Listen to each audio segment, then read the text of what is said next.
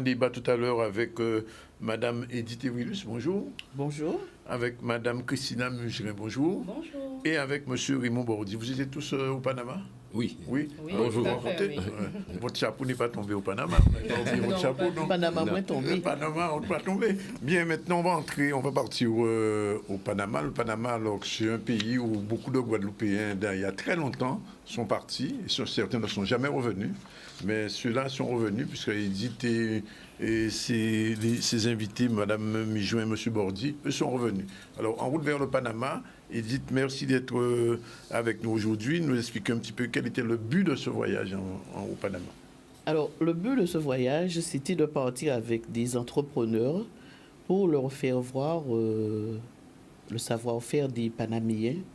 Et aussi, surtout, qu'arrivé aux commandes de la Chambre de commerce, le président Patrick Vial-Collé a toujours voulu que nos entrepreneurs guadeloupéens commercent autrement avec la Caraïbe, avec l'Amérique du Nord.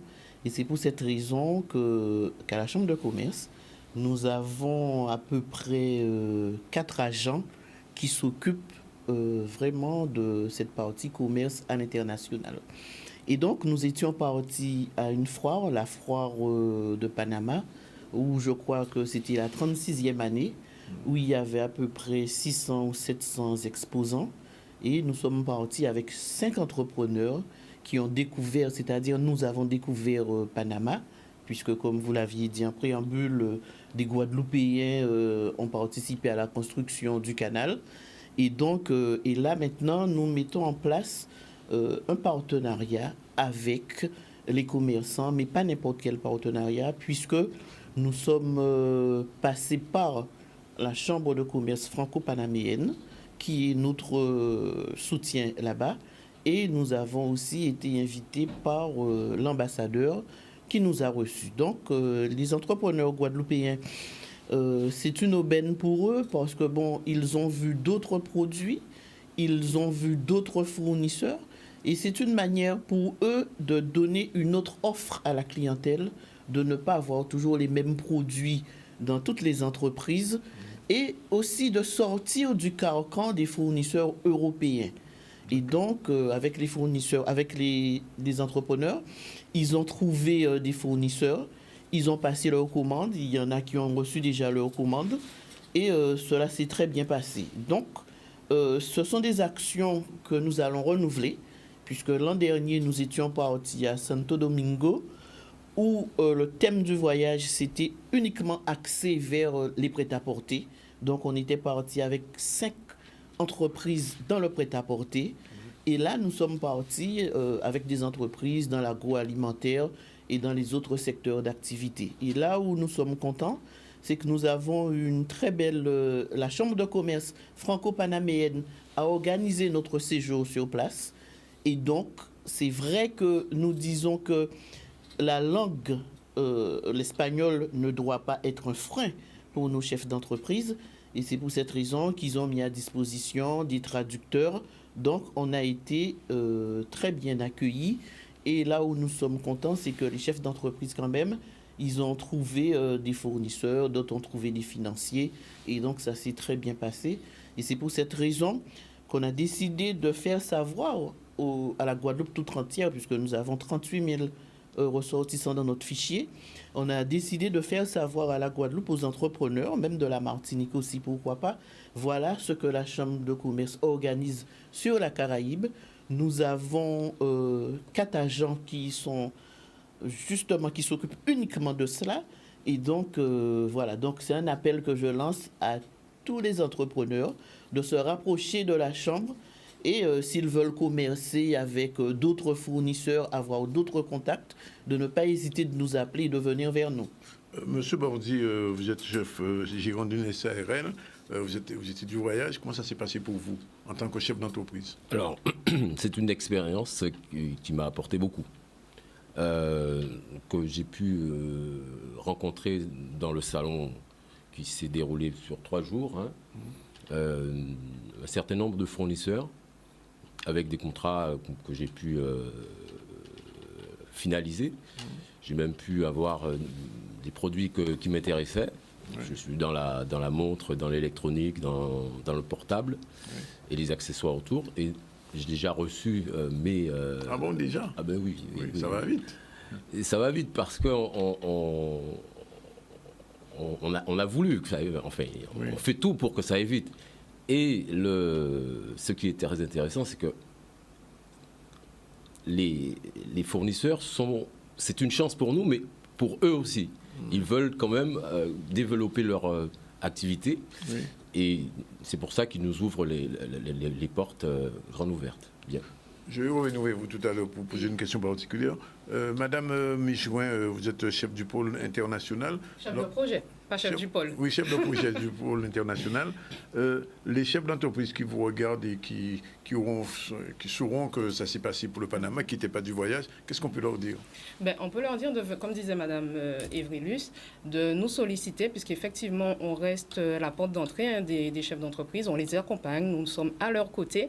Et effectivement, on a renouvelé l'expérience. Comme l'a dit Madame Evrilus, on était à la République dominicaine l'année dernière. Donc, ce sont des missions qu'on met en place au fur et à mesure et au fil du temps, selon les demandes de nos chefs d'entreprise, puisqu'on est à l'écoute de leurs besoins, de leurs attentes. Nous allons sur le terrain, nous faisons des questionnaires, nous attendons effectivement, comment je peux vous dire ça, avoir récolté justement les informations, leurs besoins et leurs attentes. Donc comme ça, on peut planifier des missions qui collent et qui répondent à leurs besoins justement. Donc n'hésitez pas à solliciter le pôle international pour cela. Alors, je reviens vers M. Bordi avant de redonner la parole à Mme Evrilus. Vous savez qu'il y a un problème en ce moment sur le problème des taxes douanières qui ont explosé réellement. Oui. Alors, est-ce qu'à ce niveau-là, on va trouver un aménagement, entre guillemets? Ça n'a rien à voir avec les taxes que nous avons sur l'Europe. Tout à fait. Puisque la taxe qui est appliquée au Panama, c'est de l'ordre de 7% hors zone franche. Oui. Et quand les entreprises, les fournisseurs qui sont en zone franche au Panama, il n'y a pas de taxe. D'accord. D'accord. Oui. On achète le produit hors taxe et on nous le fait. Enfin, c'est expédié par DHL et on ne paye que l'expédition. Oui. Et arrivant en Guadeloupe, bien entendu, ils appliquent la TVA et l'octroi de mer. Mais ça reste quelque chose d'abordable, qui est nettement plus intéressante que commercer avec la France, vous voulez dire que ça n'a rien à voir? Ça n'a rien à voir. C'est un autre monde, on est dans un autre univers. C'est extraordinaire. Et c'est important ce que vous dites parce qu'en fait, obligatoirement, un chef d'entreprise qui en a dit oui, mais au Panama, est-ce qu'on ne va pas payer plus cher? Non. Avec certitude, et j'ai eu la preuve que mes achats, je les ai payés sur place, j'ai payé le transport et j'ai reçu ma marchandise une semaine après. D'accord. Et quand je fais la comparaison avec l'Hexagone, c'est du simple au double. Je vais vous donner un exemple. Le DHL, j'ai un colis de 20 kilos. En DHL, en sortant de Panama, j'ai payé $130. D'accord. Et pour le même colis... ah oui, je sais ce que vous aurez payé, ça aurait été chaud. Hein. Très chaud. Oui. Et dites, alors, ce type de mission, effectivement, l'année dernière, c'est en République dominicaine, je ne vais pas demander tout de suite quelle sera la prochaine mission, mais pour les chefs d'entreprise, c'est important, finalement, le commerce avec notre zone. Mais oui, parce que, bon, on entend toujours dire il faut commercer avec la Caraïbe.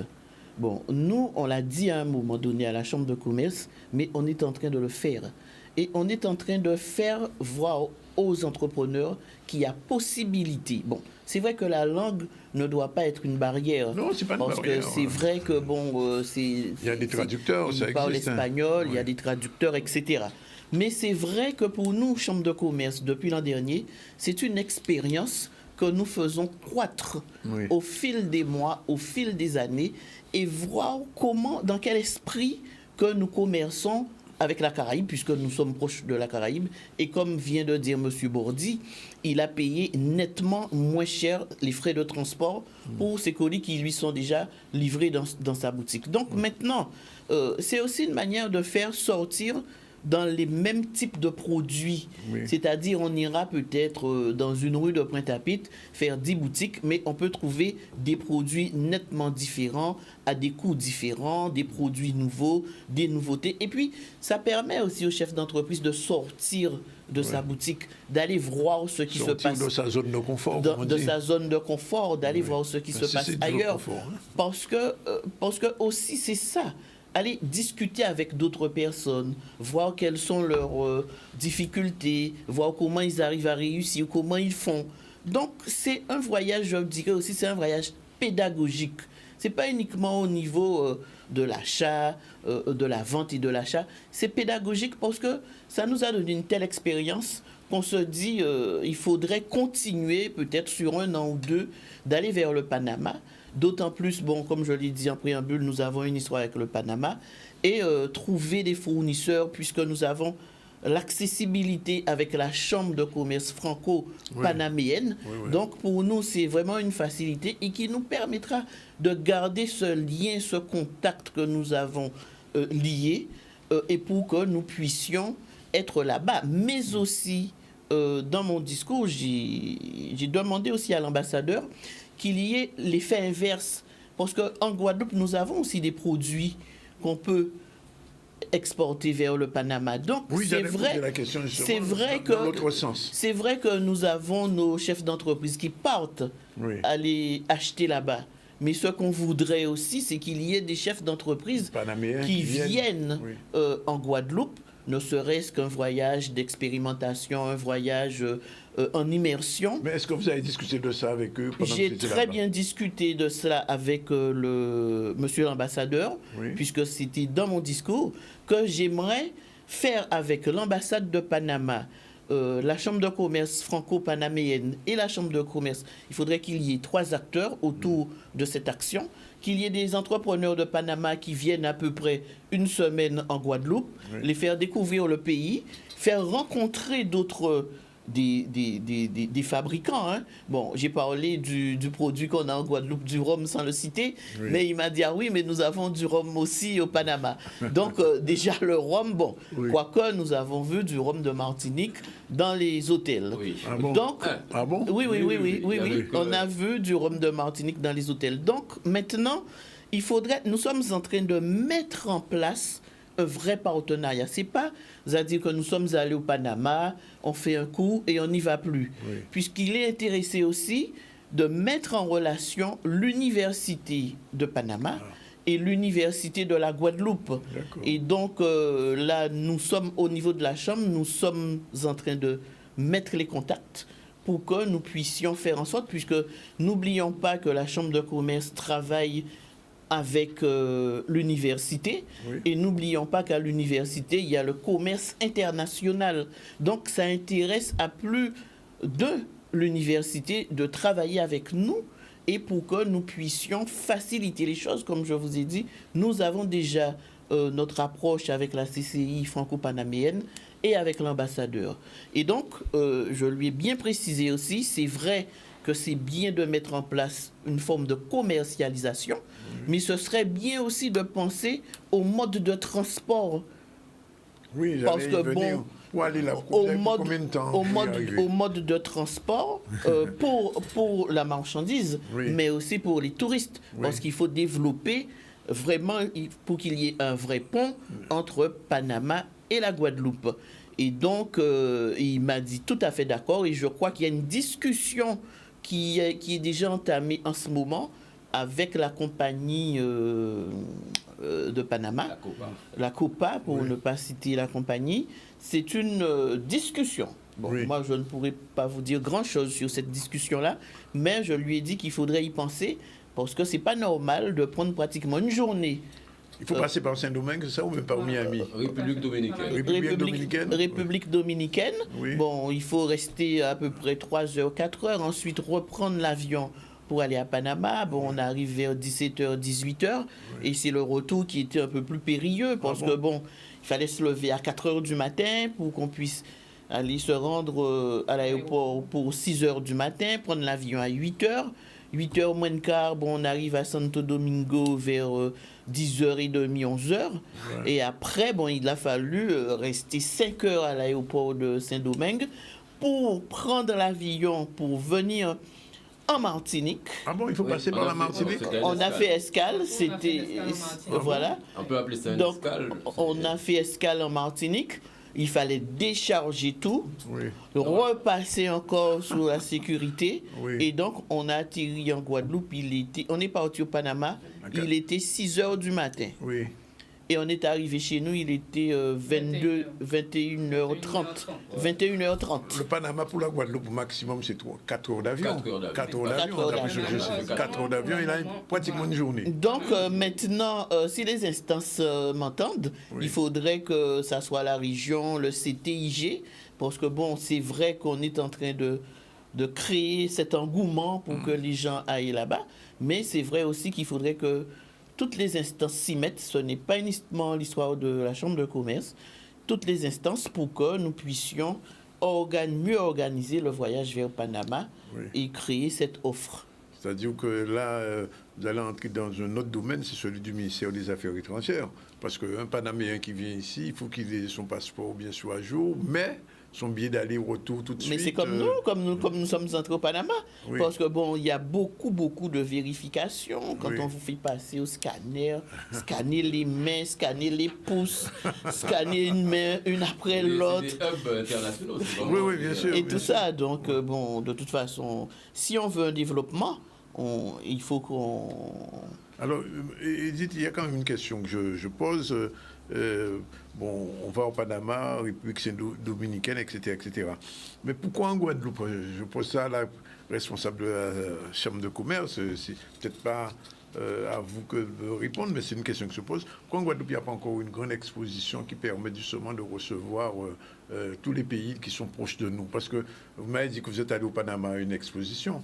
C'est la foire exposition. Foire exposition, C'est mais une alors- foire pour les Alors, chefs d'entreprise, peut-être c'est pour les madame, entrepreneurs. va me répondre? Oui, voilà, je vais vous répondre sur cette mission. Donc, dans le cadre de cette mission, il s'agissait de la visite du salon Expo Commerce. Oui. Et bien sûr, les chefs d'entreprise ne sont pas lâchés comme ça dans la nature. Oui. Comme disait Madame Evrilus, on a cadré cette mission avec la Chambre de commerce franco-panaméenne. Tout à fait. Donc, il nous a permis sur la semaine, enfin, le salon c'était 3 jours, et qui nous a permis justement de nous inscrire à ce salon qui regroupe 3 secteurs d'activité. Donc, l'agroalimentation, le textile et la technologie. Donc, les chefs d'entreprise qui sont partis en délégation avec nous, donc les 5 chefs d'entreprise, regroupaient surtout les activités de technologie et de textile. Oui. Et sur ce salon, effectivement, donc plus de 800 stands, 800 exposants, Oui. 30 pays représentés. Et il y avait également le salon Expo Logistique et Expo Tourisme. Oui. Donc, c'était vraiment ça pendant 3 jours, la Oui, visite mais du salon. Alors, ma question, c'est savoir, est-ce qu'un jour, nous, à nous... J'ai compris. un- Pourquoi pas? J'ai compris la question, pourquoi Oui. pas? Mais déjà, il faudrait que ça soit une volonté régionale, puisque l'économie, c'est la région, Tout à fait.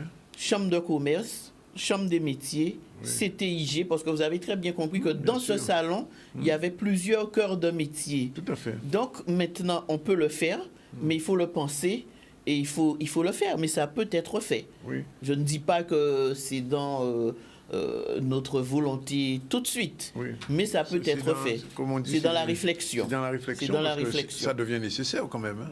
Oui, Oui. oui, oui. Oui, parce qu'il faut quelque chose pour attirer En les gens retour, aussi il chez faut, nous. Voilà, chez en retour, il faut de quelque manière à ce chose. que, alors, autre chose, sur le Panama même, vous avez vu le pays. Alors, quelle impression vous avez de ce pays? Oui, on a À vu part le que le pays, chapeau en tombe fait. au Panama. Oui, on a vu du pays, toujours avec la collaboration de M. Saffor, directeur général de la CCI franco-panaméenne. En fait, la semaine, c'est passé comme suit. Le lundi était réservé une journée visite commerciale. Bien Donc sûr. les chefs d'entreprise ont pu visiter des zones industrielles, des malls, des centres commerciaux, même le canal du Panama, le Ah, vous fameux avez vu canal le du canal Panama. aussi? Oui. Voilà. D'accord. Et le mardi, le mercredi et le jeudi, donc la participation au Salon Expo Commerce. Après, Oui. nous avons laissé une journée libre quand même le vendredi pour que les chefs d'entreprise puissent renouer les contacts avec les fournisseurs qu'ils avaient vus sur le salon ou peut-être avoir également des vous des sentez- rendez-vous hors salon. Et Monsieur Bordi, vous sentez que là-bas, le commerce est très dynamique par rapport à la Guadeloupe, par exemple? Bon, c'est pas la même dimension, je sais, mais enfin, Oui, bon. donc c'est pas la même dimension, mais il y a une volonté. C'est leur vie, quoi. Je veux dire, Oui. les Panaméens, ils vivent pour développer leur pays. Oui. Et le commerce, le business, c'est ça. Ils sont ancrés dans ça. Voilà. Développer le pays. Oui. Avec, on est très bien reçus. Bon. Oui, Il y a très pas bon de- accueil. Très bon accueil. Il y a Bon pas, accueil. on n'est pas Bien dépaysés. Si vous Oui, voulez, c'est oui, pas. oui. Moi, je ne me suis pas senti en insécurité. Les Oui. gens très gentils. Il n'y a pas de. Enfin, la barrière de la langue, bon, il y a Oui. un petit peu, mais Oui. on arrive parfaitement à s'exprimer et à se faire comprendre. Et on est arrivé, on a mis assez vite le pied dans l'étrier et ça s'est très très bien passé. Il n'y a rien à dire. De l'hôtel jusqu'au salon avec les exposants, parce qu'il y avait plusieurs nationalités, il y avait c'était vraiment le monde réuni ici, Oui. dans le salon. Alors, je pose la question touristique. Est-ce que c'est un pays à visiter? Ah oui, surtout l'histoire du canal que nous avons eu la chance de voir par un film de 40 Ils savent qu'il y a des minutes. Guadeloupéens qui ont travaillé sur le canal et qui sont restés, qui sont même morts là-bas d'ailleurs. Non, c'est justement, Parce qu'il y c'est... avait une association autrefois. Il y avait une association, bon, on était très speed, on n'a pas eu le temps de De prendre tout les voir. contacts qu'il fallait. Il dit aussi qu'on était en mission. Oui. Donc on était dans un cadre, donc on n'a pas Oui. débordé de ce cadre. Mais il faut dire aussi, c'est là où la vraie volonté de l'ambassadeur, puisqu'il a discuté avec moi, de faire un pont entre l'université de Panama et l'université de la Guadeloupe. Parce qu'il dit, et on le sait, il y a des Guadeloupéens qui ont travaillé dans le canal du Panama. Oui. Et ces Guadeloupéens se sont installés là. Ils ont des enfants, ils ont des petits-enfants, ils ont des arrière-petits-enfants. Et ces enfants, ces arrière-petits-enfants n'ont aucun contact Avec, avec- le avec- pays de leurs ancêtres. voilà, voilà. Ouais. Et donc, il dit, entre autres, ce serait aussi l'occasion, si on arrive à faire qu'il y ait peut-être 15 étudiants panaméens qui viennent 3 mois Oui. à l'université de Guadeloupe, ces étudiants-là, si véritablement les parents sont originaires de Guadeloupe, ce serait pour eux l'occasion de commencer des recherches. Et ce serait aussi pour nous, les commerçants qui veulent partir, que ces étudiants-là nous prennent en immersion Oui. pour nous former à l'espagnol et vice-versa pour nos étudiants français qui partiraient au Panama. Donc, on a reçu de très bons accueils, de très bonnes idées et je pense que ça prendra puisque, bon, la Chambre a contacté déjà l'université qui était aussi sur le point de partir dans la Caraïbe. Et je pense qu'au moment opportun, on vous en dira plus là-dessus. Ben, ce sera peut-être l'objet d'une deuxième rencontre pour le retour au Panama, puisque c'est visiblement ça a bien fonctionné.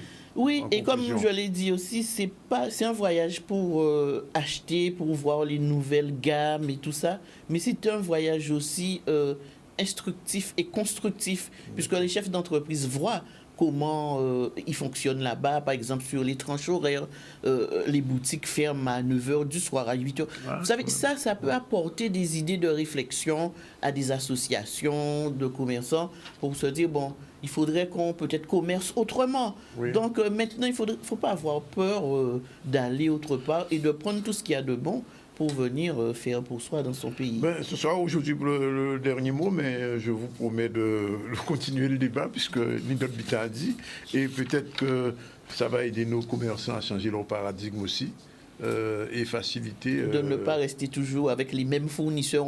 Pour trouver 10 commerçants qui ont les 10 fournisseurs dans les 10 boutiques, on trouve Voilà. les mêmes produits. C'est ça aussi. Élargir la gamme, faire une autre gamme avec d'autres prix. Puisque M. Bordi dit, les frais de transport sont nettement moindres. inférieur à- Donc, Ah ça non, peut mais ouvrir beaucoup. Ça ouvre une fenêtre. C'est là. beaucoup d'ouverture pour les chefs d'entreprise que je vais encore appeler de mes voeux Oui. à se rapprocher de nous parce qu'on a d'autres voyages à faire et dans la Caraïbe et sur l'Afrique, etc. Donc n'hésitez pas à vous rapprocher de la Chambre et pour que vous puissiez aussi avoir une autre manière de voir le commerce et puis ça fait aussi une expérience de plus pour le chef d'entreprise. Madame Mujin, vous aurez du travail. Voilà. Oui, tout à fait, mais avec Bien. plaisir. Donc on attend les chefs d'entreprise au pôle international pour les prochaines missions. Je vous remercie.